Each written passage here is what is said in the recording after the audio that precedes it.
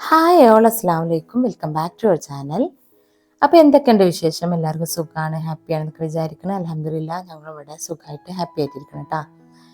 അപ്പോൾ kitchen renovation നടക്കണമെന്ന് ഞാൻ പറഞ്ഞിരുന്നല്ലോ, അതിൻ്റെ അപ്ഡേഷനൊക്കെ ആയിട്ട് വന്നതാണ് കേട്ടോ. അപ്പോൾ ഇതാ ഉൾഭാഗമൊക്കെ മൾട്ടിവുഡ് വെച്ച് അടച്ചു. ഈ രണ്ട് പ്ലേറ്റ് ബാസ്ക്കറ്റ് നമുക്ക് ഉണ്ടായിരുന്നതാണ് കേട്ടോ. അതിൽ തന്നെ ഇത് സോഫ്റ്റ് ക്ലോസ് ഒക്കെ ആക്കി, അന്നത്തെ ടൈപ്പ് സംഭവങ്ങളൊക്കെ ആയിരുന്നു ഉള്ളിൽ. അപ്പോൾ ഡോറൊക്കെ സോഫ്റ്റ് ക്ലോസ് ആക്കി. അത്രയ്ക്കാണ് ഇവിടെ മാറ്റങ്ങൾ വരുത്തിയിട്ടുള്ളൂ കേട്ടോ. ഇനി ബേസർ റിമൂവ് ചെയ്യാനുള്ള കേട്ടോ. ബേസിന് ഇവിടെ നിന്ന് ഒഴിവാക്കും. ബേസിന് ഇവിടെ വേണ്ടാന്ന് വെച്ചു കേട്ടോ. ഇനിയിപ്പോൾ എപ്പോഴും അതിലിങ്ങനെ ഓരോന്ന് ഉടന്ന് കഴുകി പോവും മക്കൾ. അപ്പോൾ ഇങ്ങനെ ഒരു വൃത്തികേടായിട്ട് കിടക്കും കേട്ടോ. ഇതൊരു കപ്പ് സോസറിൻ്റെ സെറ്റ് ആയിരുന്നു ഇവിടെ. മുകളിലത്തെ കബോർഡൊക്കെ അതുപോലെ തന്നെ നിർത്തുകയാണ് കേട്ടോ. അതൊക്കെ പെയിൻറ്റ് മാത്രം മാറ്റും. ഈ ബേസിൻ എടുക്കും, അതേപോലെ തന്നെ കൗണ്ടർ ടോപ്പ് ഇവിടെ മാറ്റുന്നുണ്ട് കേട്ടോ. കാര്യമായിട്ട് ഈ ബേസിൻ എടുക്കാൻ കാരണം ബേസിൻ്റെ ഡ്രൈനേജ് പൈപ്പ് കണ്ടില്ല നിങ്ങൾ, എലി കടിച്ചിട്ടുണ്ട്. അവിടുന്ന് പറമ്പിൽ നിന്ന് ഇങ്ങോട്ട് ഹോളിൽ കൂടെ, ഡ്രൈനേജിൻ്റെ ഉള്ളിൽ കൂടെ എലി വന്നു കേട്ടോ. അങ്ങനെ അത് കടിച്ച് എനിക്ക് ആകെ പണിയായി. നിങ്ങൾക്ക് കാണുന്നുണ്ടാവും റാക്കുമ്പോൾ ഇരിക്കണത് ഡ്രൈനേജ് പൈപ്പ് ഹോളായിട്ട്. അപ്പോൾ ഇതിൻ്റെ ഉള്ളിലായ കാരണം ഞാൻ അറിഞ്ഞതുമില്ല. പിന്നെ കുറേ സമയം കഴിഞ്ഞപ്പോൾ വെള്ളമൊക്കെ അതിൻ്റെ ഉള്ളിൽ കെട്ടിയതിന് ശേഷം ഞാൻ അറിഞ്ഞത് കേട്ടോ. അപ്പോൾ അതാ മാറ്റിയത്. അതാ പഴയ ഇൻഡസ്സുകളൊക്കെ ഊരിയെടുത്തതാണ് കേട്ടോ. അപ്പോൾ ഈ ഒരു സൈഡാണ് നമ്മൾ കാര്യമായിട്ട് മാറ്റം വരുത്തിയത് കേട്ടോ. ഈ ഡോറ് കാണുന്നുണ്ടല്ലോ, അതേപോലെ തന്നെ 2 ഡോറായിരുന്നു ഇവിടെ ഉണ്ടായിരുന്നത്. ഈ 2 ഡോറിൻ്റെ ഈ ഒരു പോർഷൻ ഉണ്ടല്ലോ, ചട്ടം എന്ന് പറയില്ലേ, ഇത് റിമൂവ് ചെയ്തിട്ട് അവിടെ ഇതേപോലെ തന്നെ പല ഇട്ട് കൊടുത്ത് ആ ഗ്രൂ വരച്ചു കൊടുത്തു കേട്ടോ. അപ്പോൾ ഇതിങ്ങനെ ജോയിൻ്റ് ചെയ്ത പോലെ അറിയാത്ത രീതിക്കായി. ഇനിയിപ്പോൾ ഇത് പോളിഷ് ചെയ്ത് PU പെയിൻ്റ് ഒക്കെ വരുമ്പോൾ ഇതൊന്നും അറിയൂല കേട്ടോ. അതിപ്പോൾ സാൻഡ് പേപ്പർ ഇട്ടതിൻ്റെയും ജോയിൻറ്റിൻ്റെ ഒക്കെ ആ മാർക്കൊക്കെയാണ്, പോളിഷൊക്കെ പോയ മാർക്കാണ്. അപ്പോൾ ഇത് 3 ഡ്രോയറാണ് ഇപ്പോൾ കേട്ടോ ഉള്ളത്. മുകളിൽ കട്ട്ലറി സെറ്റ്, രണ്ടാമത്തെ പിന്നെ ഒരു മീഡിയം സൈസ് ഒരു ബാസ്ക്കറ്റ്, മൂന്നാമത്തെ കുറച്ച് ഹെവി. ഈ ടാൻഡം ബാസ്ക്കറ്റ് കുറച്ച് ഹെവിയാണ് കേട്ടോ. ഇതിൽ ഞാൻ നമ്മുടെ പൊട്ടുന്ന ബോട്ടിലുകളിലാണല്ലോ ഞാനൊക്കെ ഇട്ട് വെക്കാറുള്ളത്. അപ്പോൾ അത് താങ്ങാൻ വേണ്ടിയിട്ട് കുറച്ച് സ്ട്രോങ് ആയിട്ട് തന്നെ കൊടുത്തിട്ടുണ്ട്. അതിൻ്റെ നേരെ മേലെയും കുറച്ച് സ്ട്രോങ് തന്നെയാണ്. നല്ല വലുപ്പമുണ്ട് കേട്ടോ. അത് നിങ്ങൾക്ക് കണ്ടാൽ മനസ്സിലാവുന്നുണ്ടോ അറിയില്ല, ഞാൻ അളന്ന് കാണിച്ചു തരാം കേട്ടോ.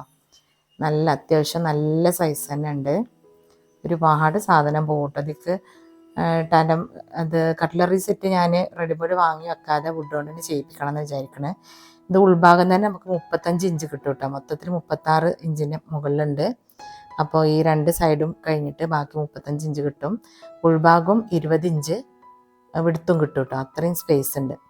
അതുപോലെയുള്ള 3 ബാസ്ക്കറ്റാണ് ഇവിടെ കൊടുത്തത്. ടാൻഡം ബോക്സ് ആണ് കൊടുത്തത്. അതാണിപ്പോൾ കാര്യമായിട്ട് അങ്ങനത്തെ മാറ്റങ്ങളാണ്. ഈ സൈഡിലാണ് മാറ്റം വരുത്തിയത് കേട്ടോ. ഹാൻഡിൽ വെക്കാത്തതുകൊണ്ട് തുറക്കാനും അടക്കാനും ഭയങ്കര പാടാണ്. പിന്നെ ഈ 3 ഡ്രോയർ ആദ്യം ഉള്ളതാണ്. അപ്പോൾ പുള്ളൗട്ട് കൊടുക്കാത്തതിൻ്റെ ഉദ്ദേശം തന്നെ അതാണ്. എനിക്ക് പുള്ളൗട്ട് ഇഷ്ടമല്ല കേട്ടോ. പുള്ളൗട്ട് ഇങ്ങനെ വീതി കുറഞ്ഞിട്ട് താഴോട്ടല്ല ഉണ്ടാവും, ഓയിൽ പുള്ളൗട്ട്. അതിൽ മസാലാസൊക്കെ വെക്കുമ്പോൾ നമ്മളിങ്ങനെ ആവശ്യമില്ലാതെ കുനിയേണ്ടി വരും.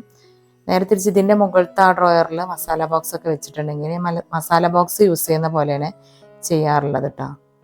ഈ ഒരു കബോർഡിൽ നമ്മളിങ്ങനെ വലിച്ചാൽ പോരുന്ന പാന് ഹാങ് ചെയ്യാനുള്ള ചെയ്യിപ്പിക്കാമെന്ന് വിചാരിക്കുന്നുണ്ട്.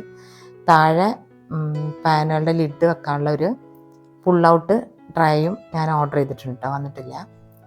അത് വന്നിട്ട് വെച്ച് കൊടുക്കാം.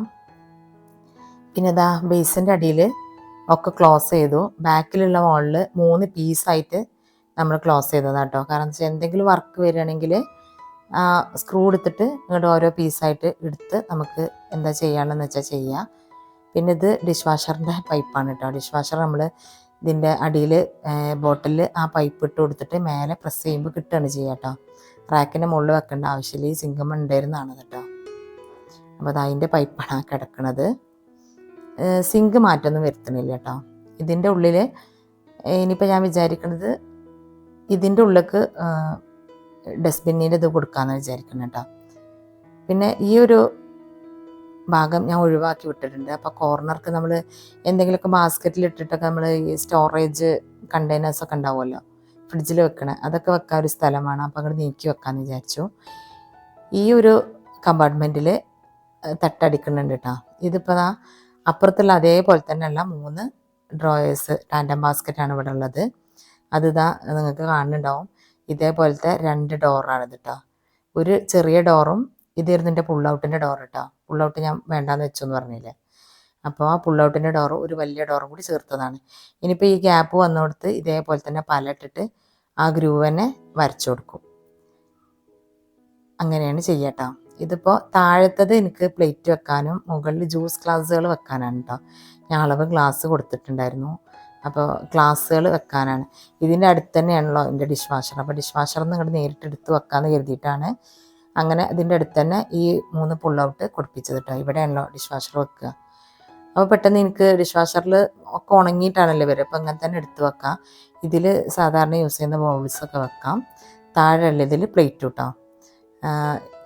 12 പ്ലേറ്റ് പോണ 2 സ്റ്റാൻഡ് വാങ്ങി വെച്ചിട്ടുണ്ട്. 2 ഇതിൽ പോവും. അപ്പോൾ 24 പ്ലേറ്റ് വരെ ഇതിൽ നമുക്ക് വെക്കാൻ പറ്റും. അപ്പോൾ ഡെയിലി യൂസ് ചെയ്യുന്ന പ്ലേറ്റും സംഭവങ്ങളൊക്കെ വെക്കാൻ ഈ ഒരു കബോർഡ് ഇവിടുന്ന് എടുക്കുകയാണ് കേട്ടോ. ഇവിടെ വെറും എന്താ പറയുക, പ്ലെയിൻ ആയിട്ടുള്ള 2 റാക്ക് കൊടുത്തിടാമെന്നാണ് വിചാരിച്ചിട്ടുള്ളത്. അധികം ഇത്ര ഇങ്ങോട്ട് ഈ തലക്കൊക്കെ വരാതെ കുറച്ചൊരു 36 ഇഞ്ച്, ഒരു 3 അടി ഒക്കെ വീതിയിൽ അങ്ങനെ വരിക ചെയ്യാം. ഈ സൈഡ് റാക്ക് വീതി കൂട്ടിയിട്ടോ, ഞാൻ പറഞ്ഞിട്ടുണ്ടായിരുന്നു അന്ന് കഴിഞ്ഞ വീഡിയോയിൽ. ഇത് നമുക്ക് റാക്ക് വന്നിരുന്നത് ആ റൗണ്ടാക്കി എടുത്ത ഭാഗം ഉൾപ്പെടെ 22 ഇഞ്ചിൻ്റെ ഉള്ളിലാണ് കേട്ടോ റാക്ക് വീതി ഉണ്ടായിരുന്നുള്ളൂ. അപ്പോൾ അതെനിക്ക് ഭയങ്കര പാടായിരുന്നു. നമ്മൾ പത്തിരിയൊക്കെ പരത്തിയിടാനൊക്കെ പാത്രം വെക്കാനും അങ്ങനത്തെ പ്രശ്നങ്ങളൊക്കെ ഉണ്ടായിരുന്നുണ്ട്. എനിക്ക് കുക്കിംഗ് സ്പേസ് പറഞ്ഞാൽ ഒരുപാട് റാക്ക് ഉണ്ടെങ്കിലും നമ്മൾ സിങ്കിൻ്റെയും ഹോബിൻ്റെയും ഇടയിലുള്ള സ്പേസാണ് യൂസ് ചെയ്യുക. ഇതിപ്പോൾ മൊത്തത്തിൽ 23 ഇഞ്ചാക്കി എടുത്തിട്ടുണ്ട്. ഇനിയിപ്പോൾ ഫുൾ ബോഡി ടൈൽ ഇങ്ങനെ മടക്കിയിടുമ്പോൾ 24 ഇഞ്ച് ഒക്കെ കിട്ടും. അപ്പോൾ അങ്ങനെ ഒരു 2-2.5 ഇഞ്ച് വീതി കൂട്ടി. പിന്നെ ഇതാ അപ്പർ ഷെൽഫ് ഇതാ ഇവിടെ എൽ ഷേപ്പിലാണ് കൊടുത്തത്. ഇത് ഗ്ലാസ് വരാനുള്ളതാണ് കേട്ടോ. ഗ്ലാസ്സിന് ഒരു കട്ട് ചെയ്തിട്ടില്ല. ഇതൊക്കെ മൾട്ടിവുഡിലാണ് ചെയ്തത്. ഇപ്പോൾ നമ്മുടെ കിച്ചണ് മൾട്ടിവുഡും വുഡും കൂടി ഉള്ളൊരു കോമ്പിനേഷൻ ആയിട്ടോ. ശരിക്ക് കിച്ചൻ്റെ ഫ്രെയിമും അതുപോലെ തന്നെ ഡോർസൊക്കെ വുഡുമായി, ഉൾഭാഗങ്ങളൊക്കെ കവർ ചെയ്തിട്ട് മൾട്ടിവുഡുമായി. മൾട്ടിവുഡ് ആകുമ്പോൾ എന്താ വെച്ചാൽ അതിലൊരു മരത്തിൻ്റെ അംശം പോലും ഇല്ല കേട്ടോ. ഫുള്ളി പ്ലാസ്റ്റിക്കാണ്. അപ്പോൾ അത് വെള്ളത്തിൽ കിടന്നാലോ ഒന്നും ഒരു പ്രശ്നം പറ്റാനില്ല. നേരെ തിരിച്ച് WPC ആണെങ്കിൽ രണ്ടും കൂടി മിക്സാണ് വരിക കേട്ടോ. വുഡിൻ്റെ പൗഡറും പ്ലാസ്റ്റിക്കിൻ്റെ പൗഡറും കൂടി ചേർത്തുണ്ടാക്കുക ചെയ്യുക. അപ്പോൾ ഇത് നനയാനുള്ള ഭാഗങ്ങൾ ഉള്ളിലുള്ളതിന് മൾട്ടിവുഡ് തന്നെ മതി എന്ന് വിചാരിച്ചു കേട്ടോ. അപ്പോൾ ഇതാ ഇവിടെയുണ്ട്. ഇവിടെയും ഗ്ലാസ് ഇടാനുള്ളതാണ്. ഈ സൈഡിലും അപ്പർ ക്യാബിനറ്റ് കൊടുത്തിട്ടുണ്ട് കേട്ടോ. അങ്ങനെ ഇത് പിന്നെ ഞാൻ ഡിഷ് വാഷർ വെക്കാൻ വേണ്ടിയിട്ട് ഇങ്ങനെ ടയറുള്ള ഈ ഒരു സംഭവം വാങ്ങിയതാണ് കേട്ടോ. ഡിഷ് വാഷറിൻ്റെ മേലേക്ക് നമ്മൾ റാക്ക് എക്സ്റ്റെൻഡ് ചെയ്തെടുക്കുന്നുണ്ട്. അപ്പോൾ അതിൻ്റെ മേലെ കൂടെ സ്ലാബ് വരും ഇനി കേട്ടോ. അപ്പോൾ പിന്നെ നമ്മൾ ഒരു ഫിംഗർ ഗ്യാപ്പേ ഉള്ളൂ. അപ്പോൾ നമുക്ക് ഫിംഗർ ഗ്യാപ്പല്ലേ ഉള്ളൂ. അപ്പോൾ വലിച്ചെടുക്കാൻ സൗകര്യത്തിന് ഇങ്ങനെ ഒരു ട്രോളി വാങ്ങിയതാട്ടോ. അങ്ങനെ ഒരു എന്താ പറയുക, ഒരു സ്റ്റാൻഡ് 2 സൈഡിലേക്ക് മാത്രമുള്ള ഈ ഒരു വീതി വലിപ്പം കുറഞ്ഞ ടയറാണ്. ഇത് ഒരു 1 ഇഞ്ചൊക്കെ പൊങ്ങുള്ളൂ. അപ്പോൾ നമുക്ക് ഫിംഗർ സ്പേസ് കിട്ടും. അങ്ങനെ വിരലിട്ടിട്ട് ഇങ്ങോട്ട് വലിച്ചെടുക്കാനായിട്ട് പറ്റും. ഡിഷ് വാഷർ എന്തെങ്കിലുമൊക്കെ കംപ്ലൈൻറ്റ് വരികയോ എന്തെങ്കിലുമൊക്കെ ചെയ്യണമെങ്കിൽ നമുക്ക് അതിൻ്റെ ഉള്ളിൽ നിന്ന് ഇങ്ങോട്ട് എടുക്കാനൊരു സുഖം വേണമല്ലോ. അപ്പോൾ അതിന് വേണ്ടിയിട്ട് വാങ്ങി വെച്ചതാണ് കേട്ടോ. അതിനിപ്പോൾ അവിടെ റാക്ക് അടിക്കണതിന് മുന്നേ വെച്ച് കൊടുക്കും. ഇത്രയൊക്കെയാണ് ഇപ്പോൾ ചെയ്തത്. ഈ വോയിസ് ഓവർ കൊടുക്കുമ്പോൾ ഇതിനേക്കാളൊക്കെ ആയിട്ടുണ്ട്. ഇനിയിപ്പോൾ അത് വേറൊരു വീഡിയോയിലായിട്ട് ഞാൻ അടുത്തൊരു ഘട്ടമായിട്ട് ഞാൻ കാണിക്കാം കേട്ടോ. ഇതിപ്പോൾ വീഡിയോ എടുത്ത് വെച്ചാൽ എനിക്ക് തന്നെ അങ്ങനെ കണ്ട് കുറച്ച് കഴിയുമ്പോൾ എനിക്ക് തന്നെ ഒരു ഐഡിയ കിട്ടുമല്ലോ എന്ന് കരുതിയിട്ടാട്ടോ അധികം. പിന്നെ ഇതാ ഹോബ് മാറ്റുന്നുണ്ട് കേട്ടോ. പുതിയ ഹോബ് വാങ്ങിയിട്ട് ഞാൻ പറഞ്ഞിട്ടുണ്ടായിരുന്നു. അപ്പോൾ ആദ്യം ഹോബ് വെച്ചിട്ട് നേരെ ഓപ്പണായിട്ട് കബോർഡിൻ്റെ ഉള്ളിലേക്കാണ് കിടന്നിരുന്നത്. ഇപ്പോൾ ഇതിൻ്റെ അടിയിൽ നമ്മൾ കട്ട്ലറി സെറ്റാണല്ലോ കൊടുക്കുന്നത്. അപ്പോൾ ഞാൻ എന്ത് ചെയ്തു, ഹോബിൻ്റെ അടിഭാഗം, അതായത് കട്ട്ലറി സെറ്റിൻ്റെ മുകൾ ഭാഗം കുറച്ച് ഇൻറ്റൻസിറ്റി കൂടിയ മൾട്ടിവുഡ് ഇട്ടിട്ട് ക്ലോസ് ചെയ്യിപ്പിച്ചു കേട്ടോ. അപ്പോൾ ഇനിയിപ്പോൾ സപ്പോസ് വല്ല ചൂടിറങ്ങുക പിന്നെ എന്തെങ്കിലുമൊക്കെ തിളച്ചുകൊത്ത് പോയാലും താഴേക്ക് പോകാറൊന്നുമില്ല. അങ്ങനെ വല്ലതും ഉണ്ടെങ്കിൽ തന്നെ താഴേക്ക് പോവാതെ ഇതിൽ നിന്നോട് നമുക്ക് പൊക്കിയിട്ട് ക്ലീൻ ചെയ്തെടുക്കാൻ പറ്റും കേട്ടോ. ഗ്യാസിൻ്റെ കണക്ഷന് പുറത്തുനിന്ന് നേരെ കണ്ട് ഇട്ട് കൊടുത്തിട്ടുണ്ട്. ഗ്യാസിൻ്റെ വാൾവ് പുറത്ത് കൊടുക്കാമെന്നാണ് വിചാരിക്കുന്നത്. നമ്മൾ പെട്ടെന്ന് എന്തെങ്കിലുമൊക്കെ പൂട്ടേണ്ട ആവശ്യം വന്നിട്ടുണ്ടെങ്കിൽ ഇവിടെ പൊക്കിയിട്ട് പൂട്ടാനൊന്നും സാവകാശം കിട്ടൂല. അപ്പോൾ നമുക്ക് പുറത്തിറങ്ങിയിട്ട് പൂട്ടാലോ. അപ്പോൾ അങ്ങനെ അത് കൊടുത്തിട്ടുണ്ട്.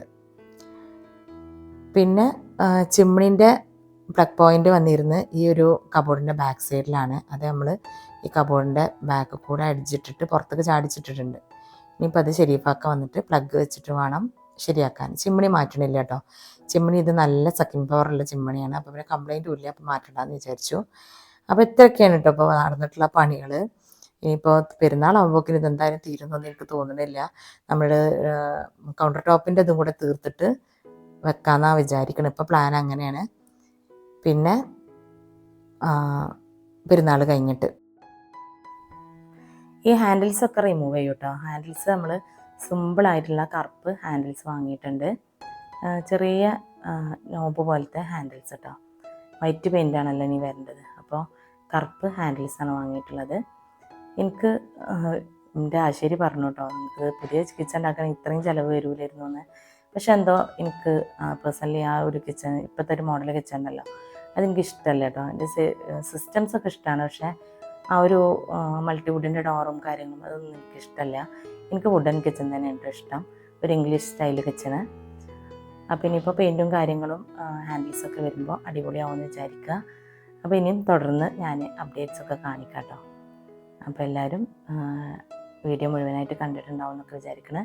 അഭിപ്രായങ്ങൾ എന്തെങ്കിലുമൊക്കെ ഉണ്ടെങ്കിൽ കമൻറ്റ് ബോക്സിൽ കൂടെ അറിയിക്കുക കേട്ടോ. സജഷൻസും ഒക്കെ ഉണ്ടെങ്കിൽ അറിയിക്കുക. അപ്പോൾ ഇനിയും വീണ്ടും ഒരു വ്ളോഗിലൂടെ കാണുന്നവരെയും അസ്സലാമു അലൈക്കും, ബൈ.